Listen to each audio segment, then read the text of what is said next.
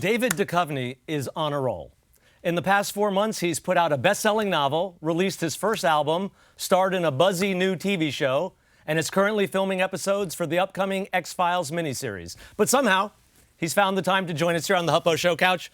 David, thank you for coming. Thanks for having me. You know, I mean, this is actually a pretty amazing run. I can't think of anybody who's had a similar eclectic mix of things that they put out in this kind It's very strange. Yeah, I don't know how it quite happened. I certainly didn't plan it all to come out at the same time. It's just kind of an accident of these things. I think I got off Californication and I had a bunch of time and I started to get to work on Holy Cow and the music, and then all of a sudden it's a year later. So it appears that I'm very busy now, but it's actually a year ago I was really busy. Now I'm just talking about it. Yeah.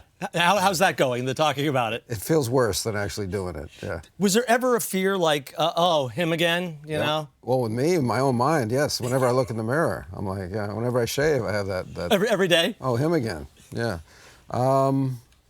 Yeah, I guess. I mean, I guess that's a concern, but I don't think it can be my concern. I mean, the stuff was done, the novel was finished, the music was finished.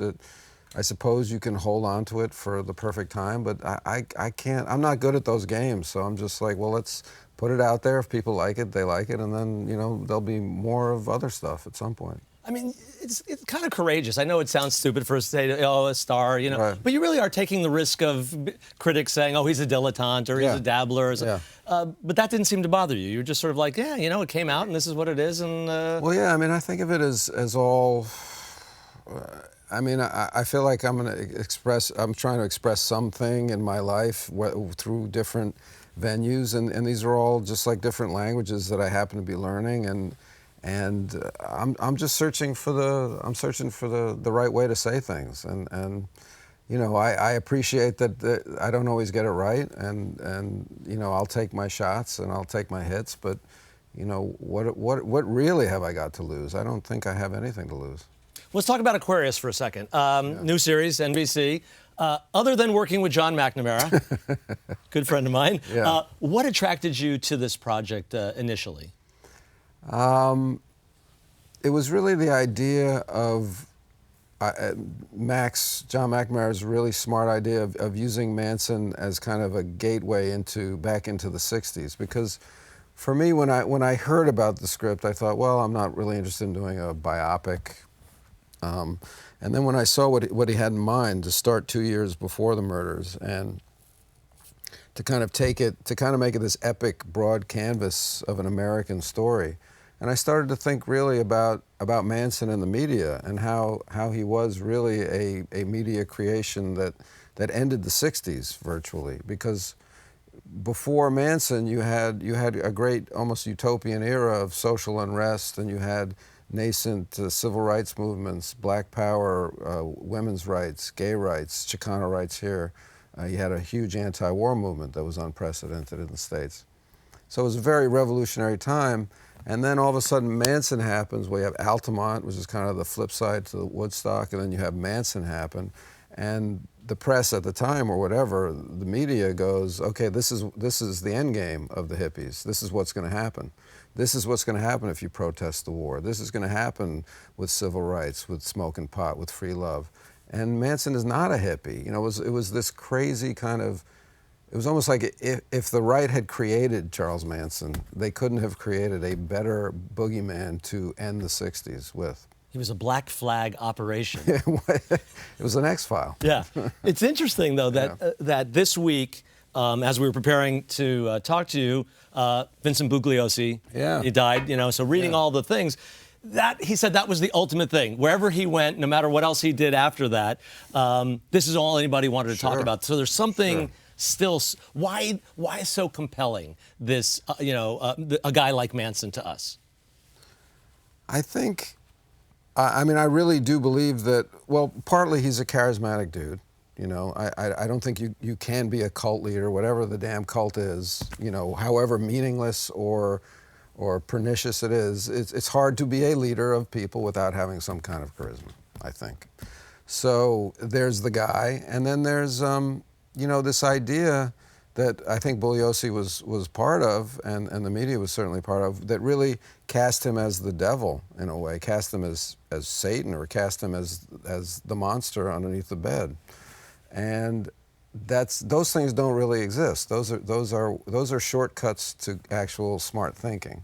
You know, you call something the devil when you don't want to deal with it and you just want to point fingers. So, but I think once you call something the devil and it takes hold in popular culture, well then, yeah, I'm a 12-year-old kid in 1972. You're telling me the devil's alive? I want to see a picture of him.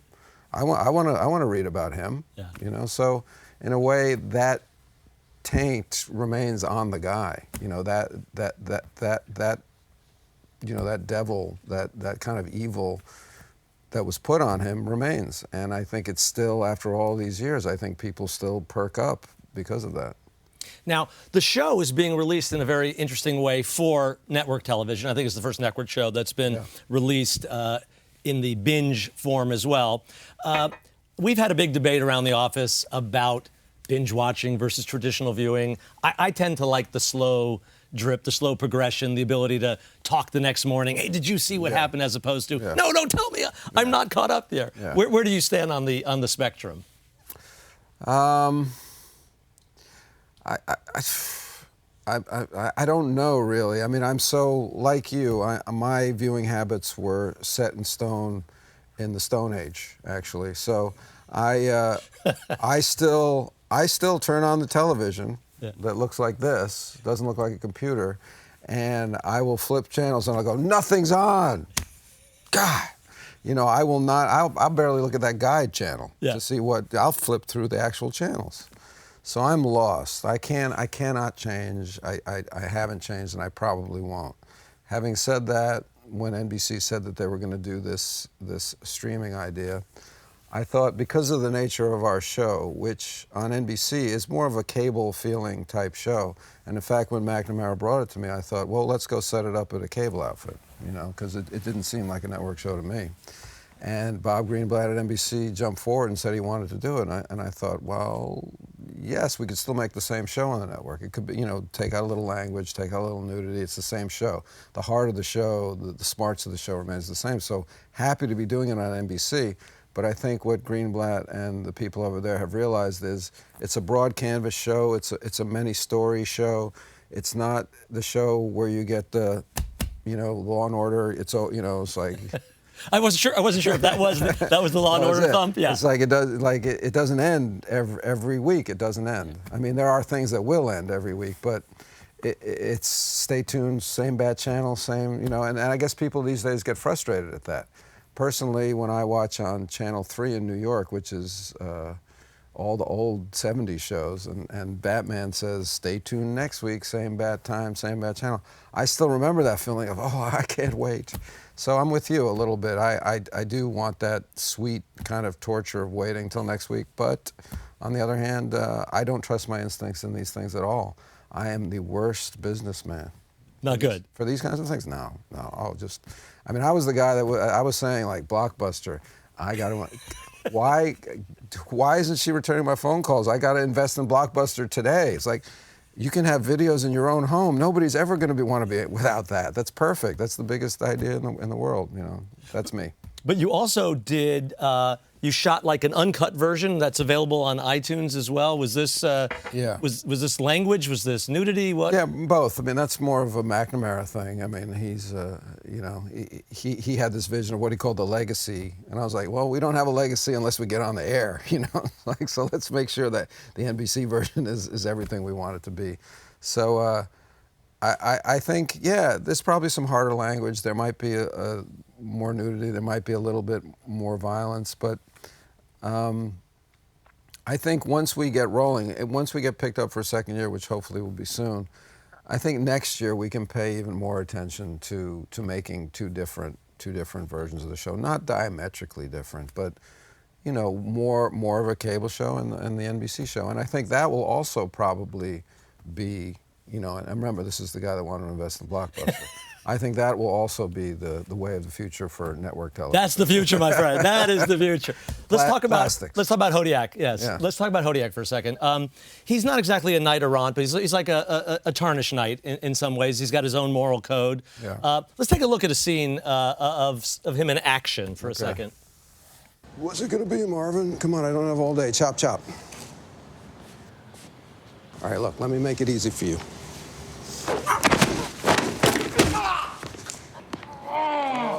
Okay.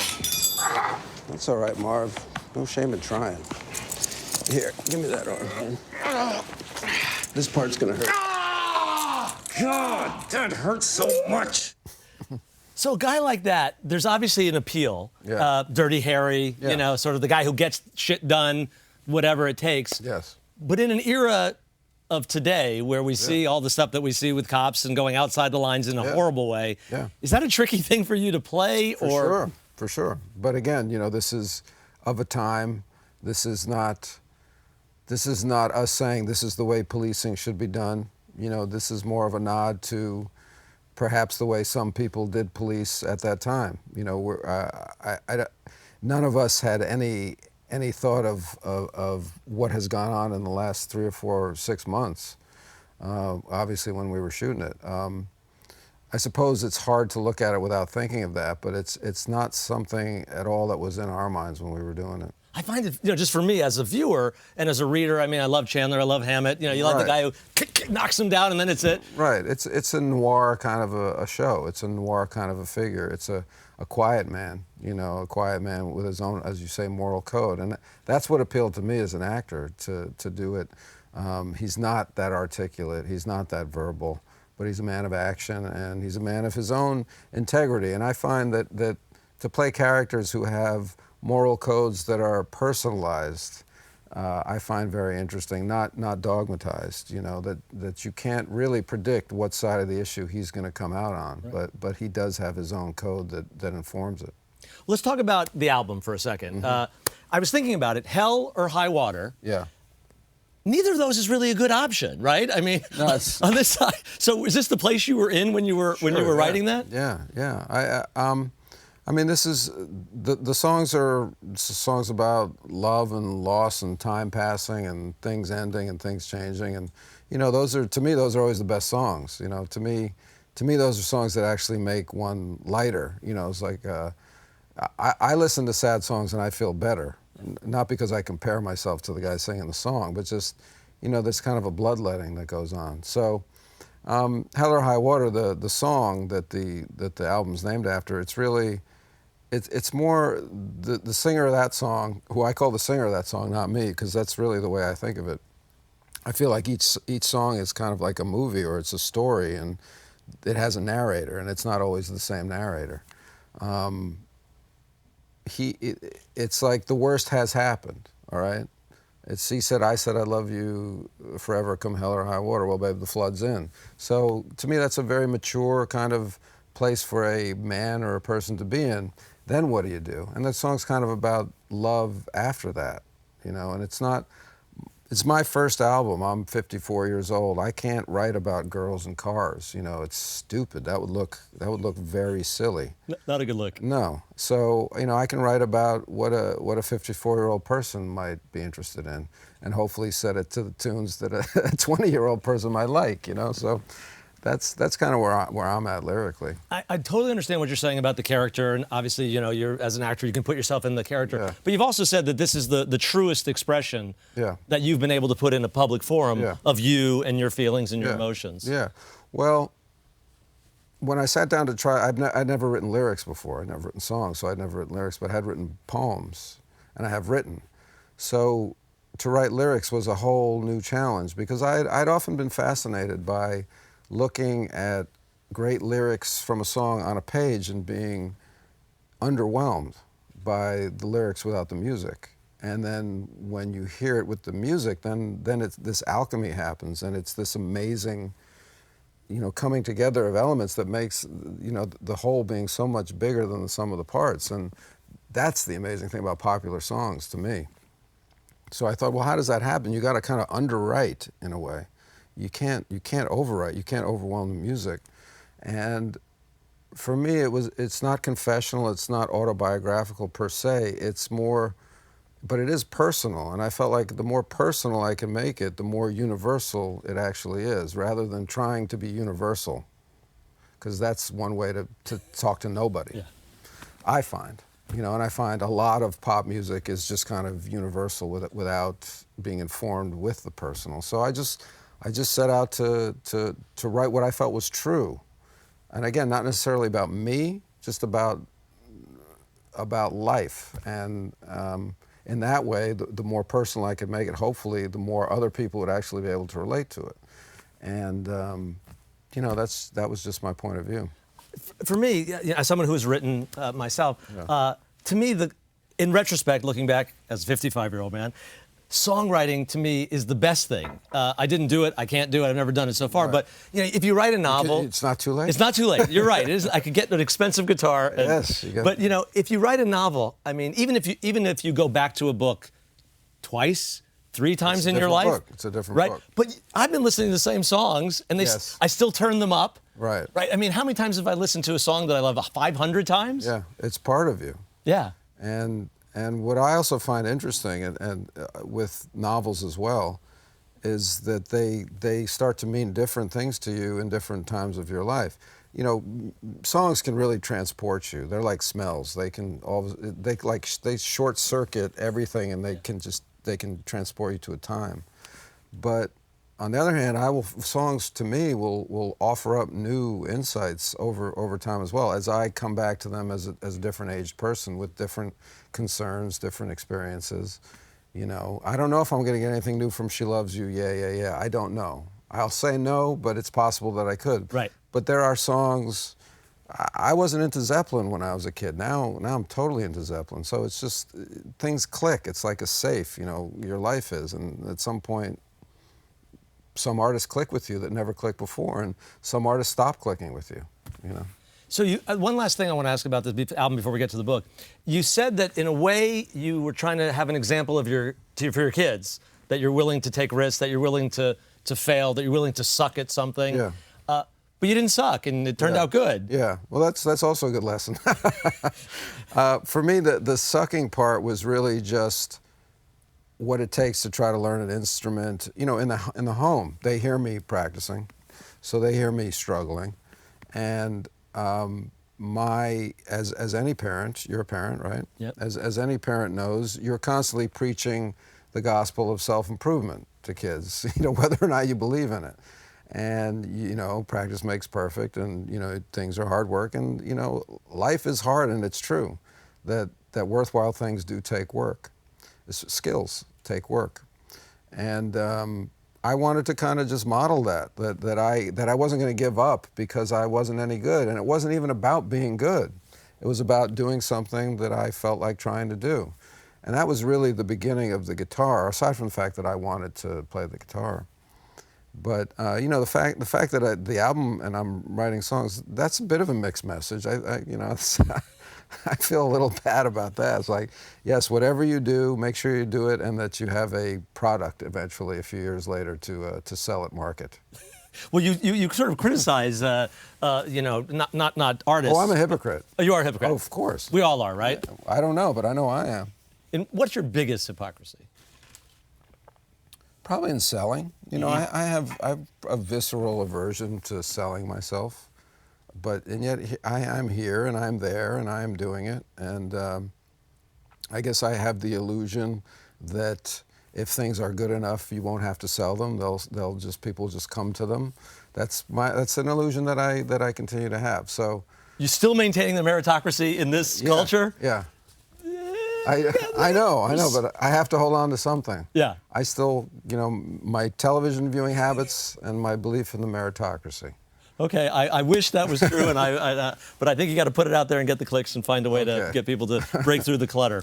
Speaking of nothing, there was no clutter. There was no segue there. I didn't want to say that your book was clutter. Holy cow. Yeah. Again, this is your debut novel, New York Times bestseller. Yeah. Kind of amazing. Yeah, that was a complete surprise that it sold like that. And I can't account for that, really. I don't know. The Holy Cow came about because I like everybody in the city of Los Angeles, have a number of unproduced I was going to say I have two that you might be perfect for. Right, right. Yeah. So this was an idea that I had, just an idle idea, one day driving of, if I were a cow, I'd probably try to get to India. I was like, oh, that's a funny idea. And I kind of stayed with it, and I got other animals that might try to find safe haven. A pig would go to Israel, and a turkey would go to Turkey, because he thought the country was named after him and they wouldn't eat him, which of course is kind of funny, but not in other languages, I've found, as it's been translated. Right. Yeah. So the turkey joke, not working anywhere else. There's an asterisk underneath. Well, so much of humor is based on language, right? And it's hard to translate. So I pitched it at the only couple places that you can, probably Disney, Pixar, I don't remember specifically. But they didn't do it. There's a pig circumcision scene in it, and there's some stuff with the Middle East, and there's areas that Pixar probably doesn't want to, and I knew that all along. I didn't really expect them. I thought maybe they'll see something and they'll take away what I've done with it. Right. And they'll make it their own. And I'm very happy with. I'm essentially pretty lazy, and I'm very happy if I have an idea for somebody to take it and run with it. And I was like, oh, very happy. 10 years later, there it is. That's great. I just like that idea. So I was hoping for that. That didn't happen. And then a couple of years ago, I just woke up in the middle of the winter in New York. Lousy weather. It was dark. It was probably 2 PM. It was like, it's just dark and snowy. And I just thought, well, that idea, if I'm going to write fiction or a novel, I felt like this was the kind of subject matter where I wouldn't feel that much pressure, because there was something childish about it. I wasn't sure if it was a kid's book, but I knew that it would have a tone. I knew that if I was narrating it as a cow, I would feel a certain kind of freedom, that I wouldn't feel like I had to write the great American novel the first time out. And I felt like, even if this wasn't like my favorite idea that I ever had, that I might feel joyful or loose going into it. And that's exactly what happened. And I have another novel that'll come out next spring called Bucky Fucking Dent, which takes place in 1978. And that's more, I would say that's more of a classic kind of novel. Coming of age-ish? Well, he's a little old to come of age, but Are you on the New York side or the Boston side of the part? There's both sides. Yes. Yeah. Where were you? Personally? Yes. I'm on the New York side. So you were on the New York side? Yeah. So it was Buck and fucking Dad! Yeah, well, it was, I really had never heard that term. Mm-hmm. Should we explain what it means? Yes. In 1978, oh God. Came down to one game. Came down to one game. Tie to get into the playoffs. And the most unlikely hero was Bucky Dent, because he never hit home runs, and the fence at Fenway is very short, and it wasn't a great hit. It was just the perfect hit at the perfect time. So Taya's family has a house in Massachusetts, and I was there 10, 12 years ago, and some guys were working on the roof. And I heard one of them say Bucky fucking Dent, and I'd never heard that term. And it was just something about the name tickled me. Yeah. It makes me happy just to say Bucky fucking Dent. And I see people smile when I say it, so I know that I'm right. It's good. Yeah, so kind of the whole story came to me, and I wrote it as a screenplay. Yeah. And I still hope to make it as a movie one day, but now it exists as a novel. It comes off the tongue so much better than Bernie fucking Carbo. Like that, that wouldn't have worked. Carlton fucking Fisk. Well, there's Bill fucking Buckner. That's true. And did you know that Bucky Dent's his born name is O'Day, so it could have been Bucky fucking O'Day, which isn't bad either. Bucky fucking O'Day. Wait, that was his last name? O'Day, yeah. Interesting. Bucky fucking O'Day. So he kept, Bucky, but that was what he made up? Bucky was a nickname. Yeah. He didn't make it up. I think it was an adoption kind of a thing. Let me ask you, I would be, crucified on the interviewer's cross if I didn't ask you a couple of X-Files questions. Yeah, sure. So you're making this miniseries, 6 episodes. Yeah. One of the things I liked is that you have called the show a flexible frame. Yeah. That it had the ability to one week be romantic, one week be... Is that what drew you back to it, or what drew you back to?